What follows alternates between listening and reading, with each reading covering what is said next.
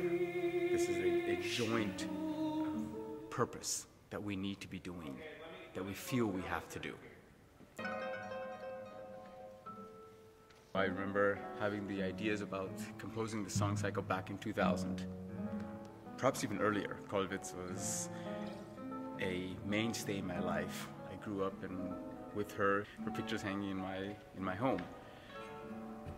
Then when the project crystallized in 2012, and then comes to fruition in performance in 2013, and now we stand here on the doorstep of recording, it's very moving, especially that I have such great artists such as Eliot, Fisk, and Harley bringing this to life.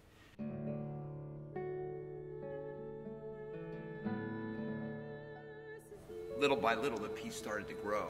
So first Ralf showed me some of it, and then it just kept growing and growing and growing. And there was one Christmas time, I remember. This must have been 2012 to 13, I guess. And Ralf would come over and he'd bring the next movement, whatever it was. And we'd be there working away on it forever. He'd like come at 3 in the afternoon, and we would just be there working and working and working and working.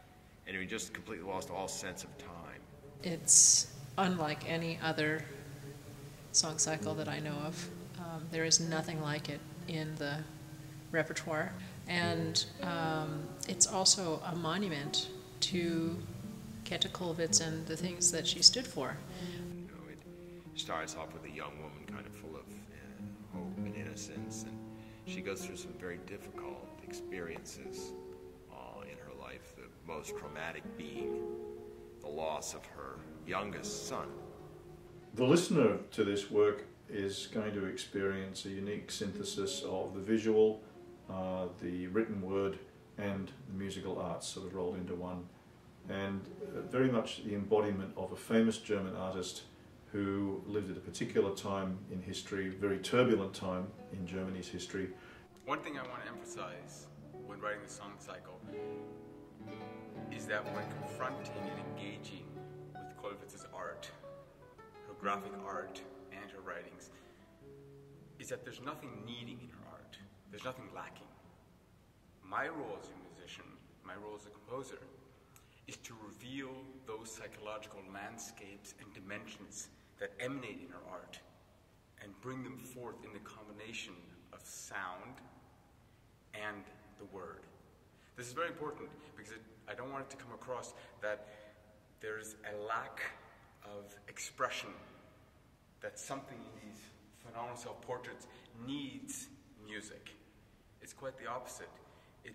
Music has this wonderful transformative ability to enter into a dialogue with the visual arts or with the written word and find and bring things that are contained therein to the fore. This is the composer's role, this is the composer's calling, and when it works and when it becomes successful, then in a way it's a marriage of two worlds.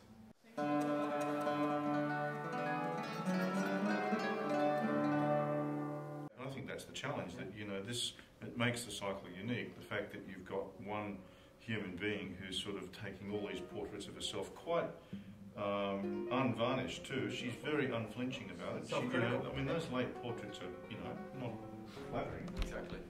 And in a way the singer's got to do it. Yeah. One of the things I try to do as the president of Music Romnia and kind of the artistic coordinator is to bring together artists from different projects that I've overseen and get them working together in sort of new contexts. So Ralf brought Eliot into the project since they're neighbours and they're friends of long standing, and they were looking for a singer who could really handle very difficult contemporary vocal idioms well, knew German well, and could really sort of work with Eliot on an equal level of virtuosity, because this cycle really is a kind of synthesis of both the visual and the spoken word united together through music.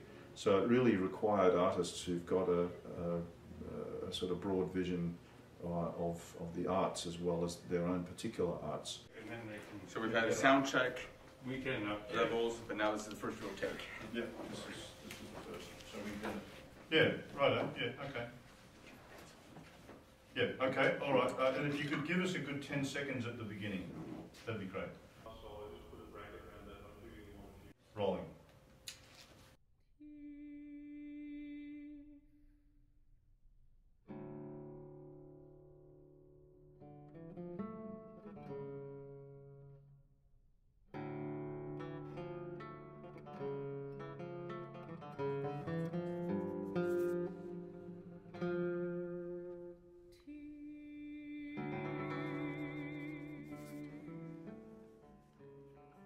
My name is Harley, and I am the vocalist for this project.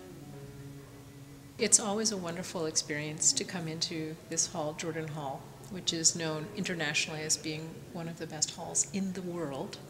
You can hear a pin drop. The interesting thing about working with Eliot is that because he's such a great musician, he often improvises and adds to every piece. And in this case, I think he and Ralf worked extensively together before the recording session, before the premiere, of course. But even now, it's a living, breathing piece for Eliot. My name is Eliot Fisk. My instrument is the classical guitar. And I guess you would say my professional aspiration is to share through music my own heart and soul with other people and try to bring other people into an appreciation of what I think are things that are beautiful and true. When I was about 11, my father had a sabbatical a year in Sweden, so I went to Sweden with my family, and they put me into a Swedish school, so I didn't speak the language at the beginning of the year, and they you know, it was like 6th grade, so the other students didn't speak that much English. And so I was a little bit lonely, and so that's when I started to practice the guitar, because I didn't have anything else to do, basically. And I came back to America after those 10 months in Sweden, and I was fluent in Swedish by that time. But I also had started to play the guitar in a much more serious way. We managed to get some really good material from Eliot, because this work has a tremendous number of great solo interludes for the guitar, which makes it really a unique work. And that's essentially what we've been doing this morning.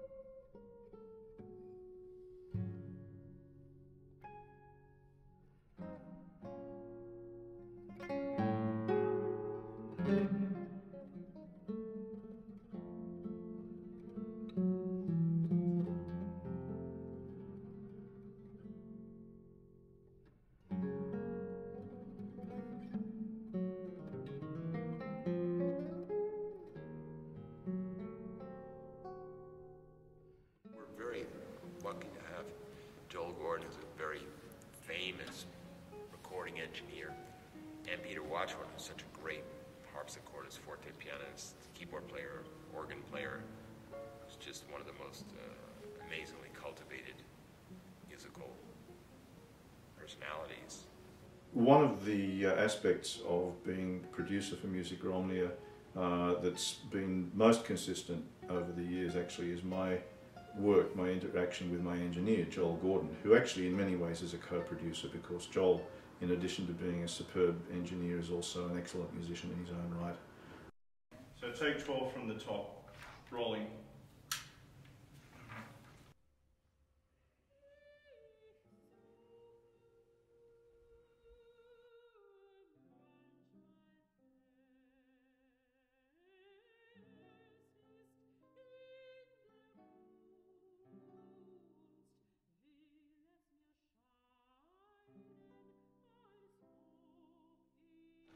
After Anne commissioned me to write the work, it became very clear that I wanted to incorporate the 6 different decades of her creative life somehow into the song cycle. And so it became very apparent I wanted to use the main mediums of her work that she worked with as a graphic artist. This includes etchings, this includes lithographs, woodcuts, drawing, and the only one that I don't use is sculpture, even though she was also a phenomenal sculptor. The way that the work is organized is that you have the 6 decades represented in 9 separate movements. Sometimes a decade is represented by 2 self-portraits, sometimes a decade is represented by 1. The texts that accompany these self-portraits are drawn from her predominantly diary, but also some of her writings. In this particular work, you'll hear the voice of Kollwitz herself, ranging from hope to despair to terror to, in a sense, abject misery. And often you'll hear these different effects within the space of one piece. There's a wide emotional range which really taxes the singer, really sort of puts the singer to the test, and the guitarist as well. Now with Ralf, he is such a great linguist. He's very attuned to how language works as sound. And in fact, many of the works that he composes tend to use language not just from the point of view of an expressive verbal medium, but also from the perspective that language has musical sound, has musical attributes as well. The way that I deal with the main themes of Kollwitz's art, the main themes being a voice for the downtrodden, for the helpless, for the poor, for those whose lives constantly hang in the balance, to be able to speak as a patron saint for mother and child. I tried to capture these experiences through her writings. I try to focus on her views on religion, her views on work, on how to overcome struggles at work, on her idea of love. Love towards her husband, love towards her children, reuniting with her children, particularly her son who died in 1914. A lot of people throughout Europe, when World War I came, they all signed up in great patriotic fashion. They thought, well, this will be a quick war. It will be over really quickly, and we'll be back home. And we'll, of course, no side imagined that they were going to not win, and no side imagined the horrors that were going to be unleashed during the First World War. I mean, Käthe Kollwitz's youngest son had wanted to enlist, and the father was against it. And Käthe Kollwitz insisted that he should enlist because he wanted to enlist. And he did enlist, and he didn't last even till the end of 1914. He was killed. She lost this son, and that really, I think, was a torment for her whole life. She never recovered from it. And that's what turned her into such a humanist, pacifist, and all that kind of stuff. So the first day we didn't do a whole lot of recording. I think we got maybe 1 piece. The second day was a little bit more of a marathon. They're raring to go? Okay, we're raring to go. Raring. All right. Well, let's get a 27. Take 27. All right, rolling. Take 27. There are many challenges with this particular piece because Ralf Gawlick is a composer who tends not to write easy music. He writes music that pushes the performers pretty much to their limits of what they and their instrument can do, whether that instrument is a guitar or whether that instrument is the singer's own voice. And when we talked about the work as he was creating it, he said the greatest challenge was how to use this apparently limited medium of the classical guitar with just a solo singer and turn it into something that had the widest possible range of emotion and expression. And I think the listener will find that he's managed to do that very successfully. The guitar, I think, blends much better with the voice, certainly than the piano does, or than strings do, or just about anything else. It has a variety of color and a way of sort of blending, strangely blending in with the voice. That's very unique. And many composers, I think, are sort of a little wary of writing for the guitar because the classical guitar is a very difficult instrument to understand. Even I myself have spent over half a century playing the guitar now, and even for me, it's still an instrument that I'm discovering and learning about. And each time I pick it up, I feel like I'm learning something new. And my regret is that I won't live long enough to try out all the things that I'd like to try out. This particular project has been exciting because you're witnessing two artists who are very capable virtuosos, and you're witnessing them using the upper reaches of their techniques to create this work.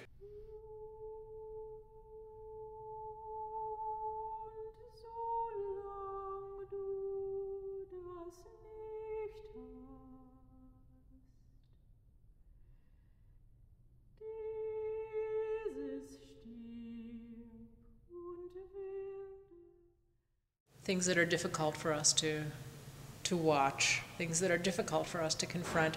She in herself wanted to confront them, and she wanted us to confront them so that we could become better human beings and respond to the suffering in the world. The idea of how to confront one's old age and becoming older, and yet keeping on working, that struggle. It's not every day that I get to sing something that I feel is so meaningful in terms of fostering a kind of humanity. All music in some sense points to that, but this music points directly at it and really holds that up for the audience to see and to confront within themselves. And then hopefully they're seeing the world with slightly different eyes. In this last very somber but sort of bittersweet movement, she kind of comes to terms with her mortality, and I guess as a believing Christian commends her soul to the peace of the hands of God. Kollwitz's art is an art that deals with the human condition. And when we deal with this human condition, we talk about those things which affect us deeply and affect all of us. She lived in a time of terrible turmoil, lived through 2 world wars, lost her son, lost her grandson. And so, whereas in Germany and in Europe, and even the Far East, she's very well known and represents a voice of peace, of pacifism, anti-war. In the United States, to be able to share the deep humanity of her art, this is something which this cycle hopes to help contribute towards and generate a deep reflection into those things which touch us all, which move us all, what makes us human. And grief is a very great part of that.